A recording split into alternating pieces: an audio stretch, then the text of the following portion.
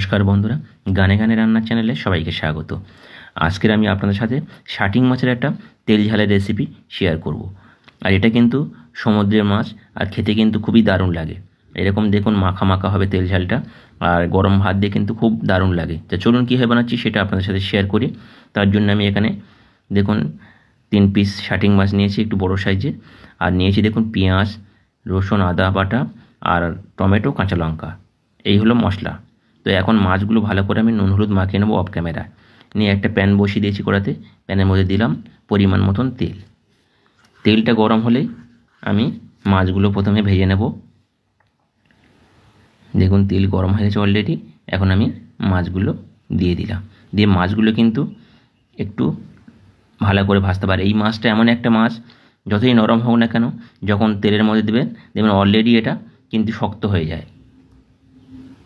কেউ এই মাছটা শাটিং মাছ বলে, কেউ আরশোলা মাছ বলে, বিভিন্ন রকম নামে সবাই চেনে এই মাছটা।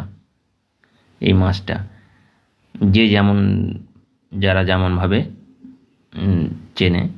তো এটা শাটিং মাছ বলি আমরা কলকাতাতে। দেখুন মাছটা অলরেডি ভাজা ভাজা হয়ে গেছে।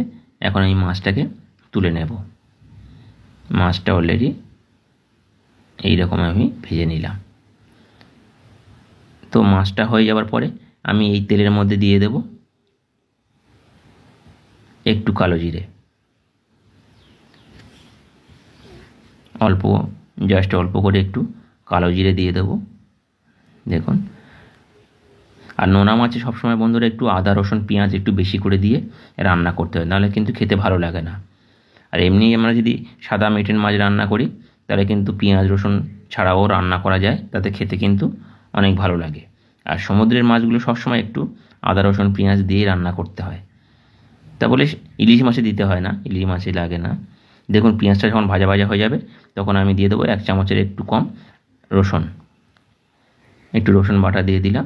দিয়ে জাস্ট একটু এরকম নাড়াচাড়া করার পরে দিয়ে দেবো এখানে 4টে কাঁচা লঙ্কা, আর দিয়ে দেবো এখানে টমেটো কুচি করে রেখেছিলাম, টমেটোটা দিয়ে দিলাম। আপনারা চাইলে টমেটোটা পেস্ট করেও দিতে পারেন। দিয়ে এইভাবে বেশ কিছুক্ষণ কিন্তু আমি নাড়বো। আর পরে আমি আদাটা দিয়ে দেবো। আদা এখন দিলে কিন্তু তিতো ভাব হয়ে যাবে। এইভাবে রসুন পেঁয়াজ আর টমেটো দিয়ে ভালো করে নাড়তে হবে যতক্ষণ না টমেটোটা মেল্ট হচ্ছে। দেখুন যখন এরকমই হয়ে হয়ে আসবে টমেটোটা মেল্ট হয়ে আসবে, তখন আমি দিয়ে দেবো এখানে আদা বাটাটা। দেখুন আদা বাটাটা আমি দিয়ে দিলাম। দিয়ে একটু নাড়াচাড়া করে আমি এখানে কিছু মশলা অ্যাড করব। এইভাবে আদাটা দিয়ে একটু নাড়াচাড়া করে নেবেন। দেব স্বাদ মতন লবণ। আমি এখানে স্বাদ মতন লবণ দিয়ে দিলাম। দিয়ে দেব হলুদ, দেব 1/2 চামচ, রেড চিলি পাউডার দিলাম 1/2 চামচ, ধনে গুঁড়ো দেবো 1/2 চামচ, জিরে গুঁড়ো দেবো 1/2 চামচ। দিয়ে আবারও মশলাটা আমি নাড়াচাড়া করে নিলাম। দেখুন পেঁয়াজগুলো একদম কতটা নরম সফট হয়ে গেছে। এখন আমি দিয়ে দেব জাস্ট অল্প করে একটু জল দিয়ে দেব। একটু জল দিয়ে দিলাম। দিয়ে এইভাবে মশলাটা আবারও ভালো করে কষিয়ে নিতে হবে। এই যে ডেলা ডেলা ভাবটা আছে মশলার, এই ডেলা ভাবটা দেখবেন থাকবে না। এইভাবে আমি কিন্তু মশলাটাকে কষাবো যতক্ষণ না তেল ছাড়ছে। দেখুন মশলা দিয়ে অলরেডি তেল ছেড়ে দিয়েছে। আবারও একটু নাড়াচাড়া করে নেব মশলাটা।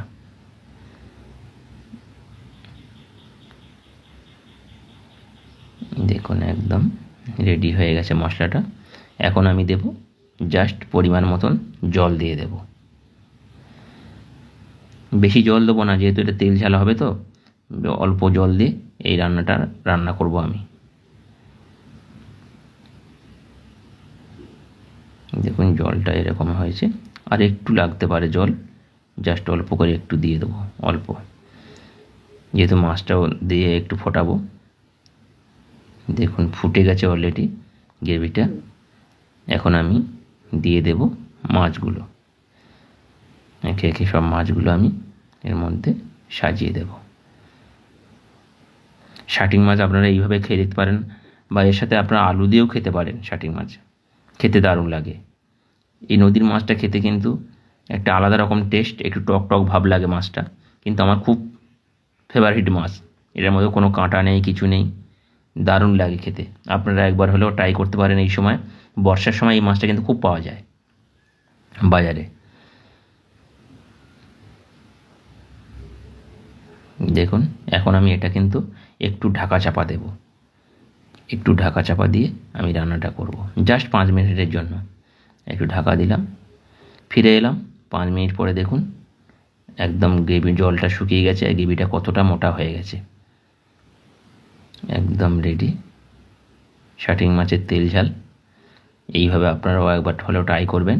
আর আমি বন্ধুরা, একটু সমস্যার জন্য আমি আসতে পারছি না, আপনাদের ভিডিও দেখতে পাচ্ছি না। আমি অবশ্যই সবার ভিডিও দেখে দেবো পরে। আমি নিজেও ভিডিও পোস্ট দিতে পারছি না প্রতিদিন, তো আপনারা একটু মানিয়ে নেবেন। আমি আসলে সবার ভিডিও দেখে দেবো। তো এখন আমি সার্ভ করে নিচ্ছি। দেখুন মাছের তেল ঝালটা একদম রেডি হয়ে গেছে। এইভাবে আপনারাও অবশ্যই করে ট্রাই করবেন, খেতে কিন্তু খুবই দারুণ লাগে শাটিং মাছের তেল ঝাল।